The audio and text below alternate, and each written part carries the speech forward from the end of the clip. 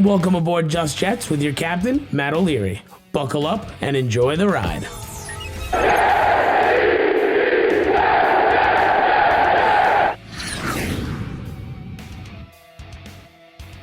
Hello and welcome to Just Jets episode number 92. What's going on? I am Matt O'Leary, back again, finally. Yes, I know I didn't have an episode last week for the first time ever. No episode, and well, I could tell you the reason why. Well, it was unfortunately because I was very sick. I had an upper respiratory infection, and I lost my voice for like a week. It was terrible. From Monday to Friday or early Saturday was when I finally got the voice back. It was rough. I missed making videos. I missed the podcast, so I'm glad to be back this week. Before we get started, we're going to get into Mike LaFleur and how he's turned things over. We're going to get into Zach Wilson being back, expectations for the final 7 games of the year, your voicemails, and so much more. But before that, a word from our sponsor at Manscaped. The holidays are right around the corner. Black Friday, Cyber Monday is coming up, and guess what? Manscaped has you covered for Black Friday and Cyber Monday. They are going 25% off store-wide. And you guys know, you know the drill. Promo code JETS20, the discount code. Use that whenever you shop with them. You can get a present for one of your relatives, yourself even. I've got myself plenty of stuff from them. I got right here even, I'm excited to try it, the shampoo conditioner. I've been using the body wash all week. It's tremendous stuff. So if you would like to check it out, please head on over to manscaped.com, use the promo code JETS20, and be on the lookout for any kind of deals for Black Friday and Cyber Monday. So let's get into today's episode. We'll start with LaFleur and really just this game. Jets score 17 points. They end up losing, which is unfortunate. They probably should have won this game on paper. There were points where I thought they were going to win this game, but a couple of things. Part of the reason why, missed field goals. Missed 2 field goals. Amendola did not have a very good day. The Jets don't have a kicker. Defense didn't come up big in big enough spots. They left stuff on the field, I thought. Big plays, the 60-plus yard touchdown, but there was the positive side, which is what I wanted to focus on a little bit more. Because the Jets had yet another quarterback come in and be productive. Like that was my takeaway from it, is that, hey, maybe LaFleur's finally figured this thing out. And I'm excited for Zach Wilson to come back. And we're going to get to Zach Wilson in the second half of the open here. But the first half, the Jets have the 9th passing offense in football right now. 9. That number is staggering. We are used to 30s, 32, 31, 30. We were happy when that number had a 2 in front of it. Now it's a single digit, 9. The 9th best passing offense in the league is the New York Jets. And the reason for that, Mike White, Joe Flacco, I was blanking on Josh Johnson. I don't know why I couldn't come up with Josh Johnson's name for a second. And Josh Johnson have all come in and put up big numbers. Each and every single one of them. And yeah, Johnson's was in garbage time a little bit. And Flacco, I don't think, was phenomenal. He still hit 290. He almost got up to 300 yards, which is crazy. The offense is just, it's a better functioning team offense from top to bottom. Now, it stinks that Michael Carter's going to be out. He was really coming into his own the last few weeks here. He's going to miss a couple of weeks with his injury, but you're going to have combine the names again. Tevin Coleman and Ty Johnson, more likely Ty Johnson leading the way, but with Zach Wilson coming back, that opens it up even more for what they could do. Because with each of the last 3 quarterbacks, the backups, they were limited. What Mike White was able to do so well, what made him successful, was getting the ball out quickly. But he couldn't throw the ball past 10 yards. Anytime he was trying to get the ball down the field, it ended poorly. And there was a 4-pick game against Buffalo because they were trying to, load up on the box. And then you had the Indianapolis game where I thought Johnson also did a good job of just getting the ball out quick, making good decisions, stuff like that. And then with Flacco, kind of the same thing, but he added the element of having the threat of getting the ball down the field, which is going to, again, open things up. What he doesn't have is the escapability factor. We know that. He is a statue, especially at this point in his career. He's not running anywhere. What Zach Wilson could do is, one, push the ball down the field. And number two, his legs are under him. You just have to hope that in the 4 games that were missed from Zach Wilson, he has been working on getting the little things right, the checkdowns, right?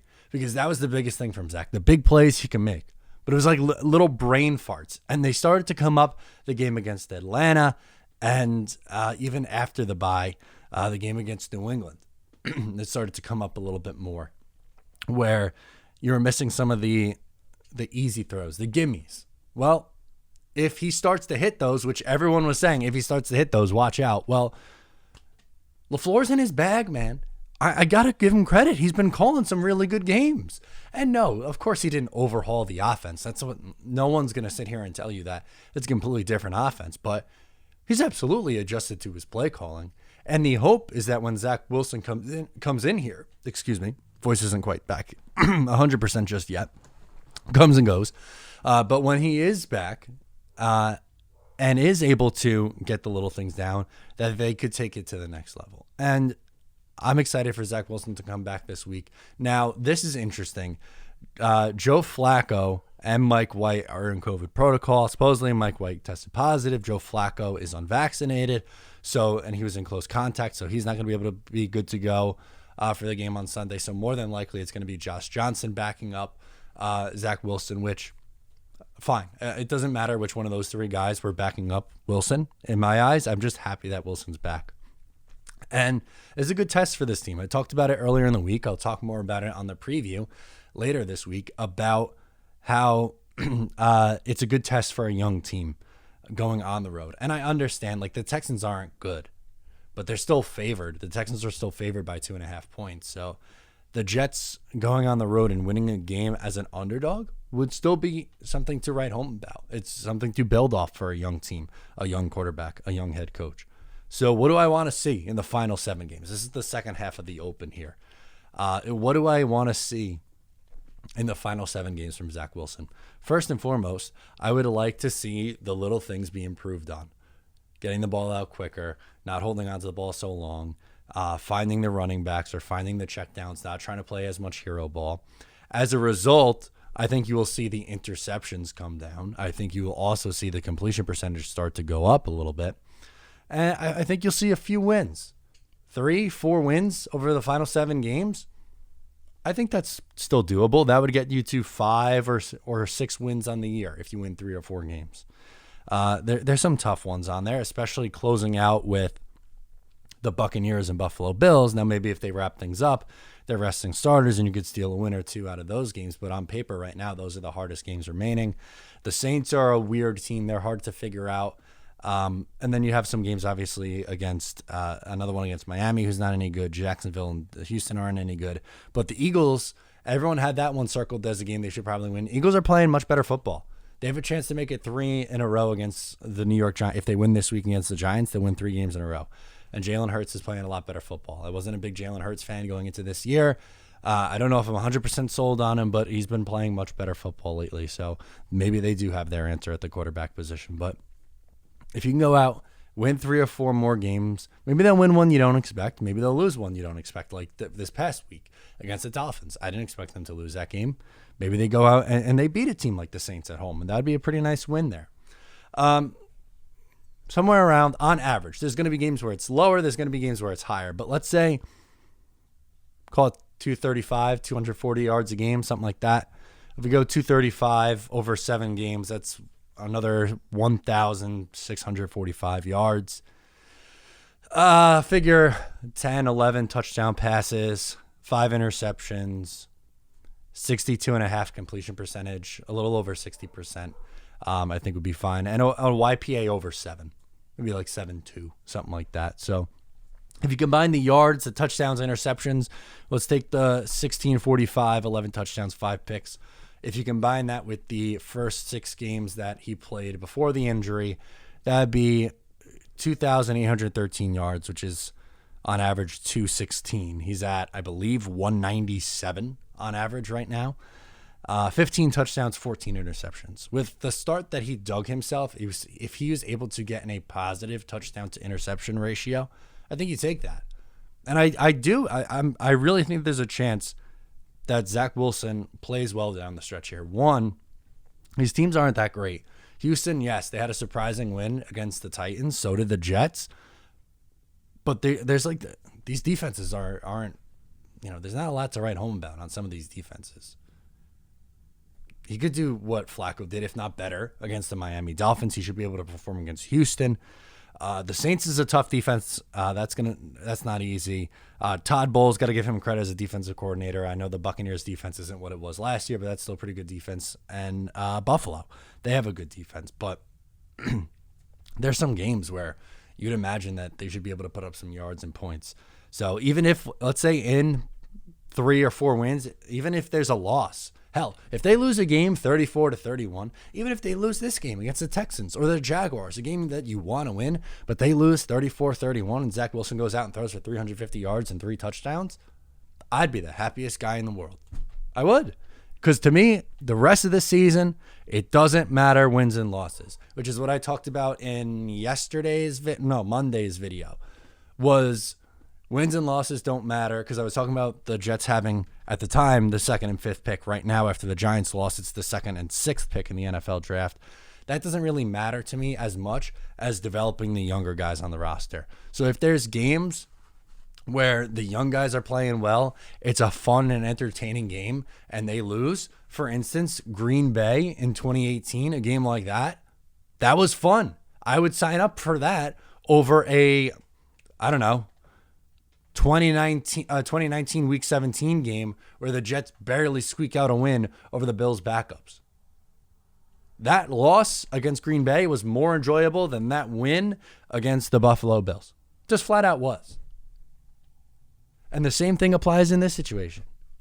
And especially with a rookie quarterback and a rookie coach. I'm not rooting for this team to lose games. But if they do, it's not the end of the world if they're playing good football, or at least exciting football, or you see signs of progress. That's what I'm hoping for. I think that's what we see from Zach Wilson. Honestly, I'm confident that Zach Wilson's going to come back and play relatively well. And maybe there's a game where there's a clunker and he throws a couple of picks one more time this year or something like that. It very well could happen. He's a rookie. Those things do happen. And look around the league. Like, outside of Mac Jones, who, let's face it, was put in a really great situation with the best coach in NFL history and a team that spent money and had a better infrastructure there. Trevor Lawrence isn't lighting the world on fire. Justin Fields isn't lighting the world on fire. Trey Lance isn't lighting the world on fire. And I'm not out on any of those 3. Or Zach Wilson. Those 4 quarterbacks, I'm not out on any of those guys. I'm not. It's far too early to give a definitive answer on any of these guys, right? But that's the point. It goes back to Zach. People are already declaring it a mistake. The whole, he was fundamentally broken, so they brought in John Beck, and people spinning that as a negative. First of all, yeah, no shit. Did you watch the game against Atlanta? He was missing checkdowns. Of course he was fundamentally broken. Anyway, I, sitting on my couch, could have told you he was fundamentally broken. It was in his head. It was the mental stuff. So they brought in someone he was familiar with. And that's being spun as a bad thing? What? I don't get it. Anyway, yes, I'm excited about the final 7 games of the year. I'm excited that Zach Wilson's back. And I think the Jets going to win this week. How about that? And I think the kid plays well. So let's get to your voicemails now. Since I wasn't on last week, not as many people called in, so this might be a little bit of a shorter episode, but positive spin, I'm able to get every single call from this week on. So if you called from Sunday onward, that's when the new week starts, because I don't want anything that's expired or out of context because of a game, then you're going to get on this week. But unfortunately, sometimes when there's 15 plus calls, I can't get to every single one. I'd be here 2 hours long. I just can't do it. So with that, let's get to the voicemails. Will is calling in from Dallas. He's up first. He's going to the game too, so I heard. Let's hear from him. Come on now.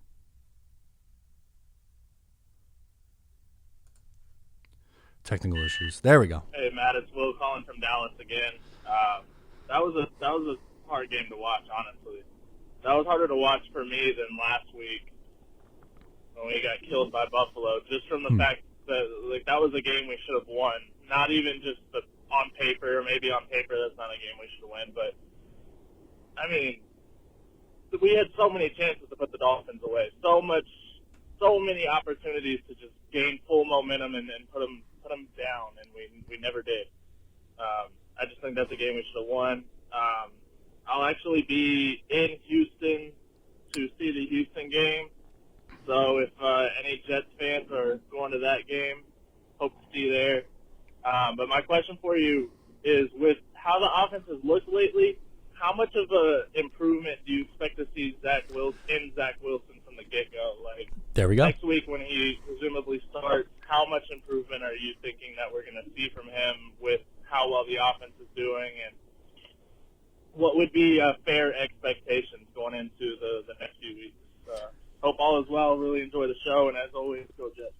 Thank you, Will. Enjoy the game, and if you're there in Houston, man, I'm sad I'm not down there, because if you've been watching the show for a while or listening to the show for a while or just know me in general, you know how much I love it down in Texas. But I went to Houston for just a little weekend trip and watched the Jets-Titans game with the Jets fans of Houston, their fan group. Awesome people, great spot to watch the game. I believe they're doing a tailgate and going to the game. Jake Assman, who's down there, who I had the pleasure of meeting, is also going to the game. So if you're down there, man, I am so jealous. So enjoy it. It's going to be a blast. As for some of the stuff with Zach Wilson, I mean, we talked about it in the open here. I think that's what most people are looking forward to down the stretch of this year, right? And rightfully so. We, as Jet fans, we have every, right to or reason to in that sense. But for this week in particular, I think what's going to be most noticeable is the quicker decision making and just the willingness to get the ball out much, much faster and not holding on to it forever and not taking sacks. Kind of like, now I know it was only 2 drives, but in the preseason against the Green Bay Packers, I feel like that was the Zach Wilson that we'll see this week. It's just kind of quick, simple stuff, getting the ball out. There'll be a couple of pop throws where it's like, oh, okay, that was nice, where he's rolling out, making a throw on the run and throwing an absolute seed. And you're like, okay, I get the mojo going a little bit. I think he plays well this week against Houston. And my expectation going into it is that the Jets win the game. Simple as that. Houston had their week last week. That's not a very good team. It's not. Not that the Jets are good either. They're saying the same thing about the Jets down there. I could tell you that. But Jets should be competitive, and it's going to be an issue if they're not competitive. Let's go to Vinny and Peekskill. Ooh, Vinny's got a rant for us this week. What do you got, Vin? Hey, Matt. Hey, because I want to get this rant off my chest because, I understand it's been a rough season. It has been. There's been a lot more lows than there have been highs. That's true. I'm sure coaching definitely needs to step it up, but can people please stop talking about cleaning house? The coaches, like Douglas has done a fine job. He needs room. He needs to get better with his free agents, of course. And then secondly, it's the Robert Saleh stuff. Talk about firing Saleh, this, that. It's just annoying. Because all you're going to do by firing these people is perpetuate the Jets are next stereotypes. That's true. You have guys on long-term contracts, let them go after a few years, and everyone's going to act like, and see this, and be like, oh, it's the same old Jets. Why am I going to come here? All you're going to do is end up getting somebody desperate, like, I don't know, Rex. And can we just stop acting like Rex Ryan's Weeb Eubank? Because all I keep on seeing are in chats, oh, Rex would never let this happen to his team, or Rex would never do that, Rex would never do that, Rex would have us, like, much better. It's like, do you forget how much a disaster he was once the talent left the team in 2011? Like, he was awful. Awful. Beyond belief. It was bad. So can we just stop, like, changing history to make ourselves feel better about to make us feel better, because it's annoying. It is. And it's just frustrating. That's all I got right now. Well, let's hope we do better against the Texans. Although I thought this was a solid game overall. Room for growth. But let's just hope we do better. Thanks always, and go Jets. Love it, Vinny. I'm going to hit on the Rex stuff briefly at the top and then get into the kind of the first point of your call. I'll reiterate because I did a video, a longer preview for the Dolphins game because it was kind of like what I missed during the week. And my biggest thing was I don't get where this is coming from Rex or from the fan base who are agreeing with it, because 2012 to 2014 was not good. It was really bad. There was some really rough stuff. And once his hands got on especially on the roster building, Rex, you could say defensive mastermind. Yeah, I'll give Rex Ryan that for sure. Good motivator, fun, good personality. Can he be over the top at times? Yes, I think he was. And then he walked it back. Go figure. That's what Rex does. And I love Rex for what he did in 2009, 2010, and even most of 2011. He was pretty good too.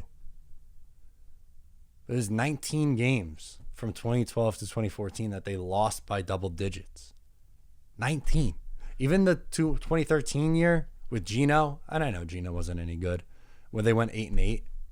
7 of those 8 losses were blowouts. They lost by double digits in 7 of those 8 games. That was such a weird year. They were either like hanging around and find a way to win, or they get their doors blown off. It's just... There's some ugly ones, man. So I'm with you on the Rex stuff. The revisionist history isn't great. And I mean, look, Jet fans are very reactionary. Fans in general are very reactionary. I really, really, really try my absolute best not to overreact in certain situations. Am I perfect with it? Absolutely not. There are times where I overreact, of course. Not every single one of my takes are correct. I miss. I'm admitting it.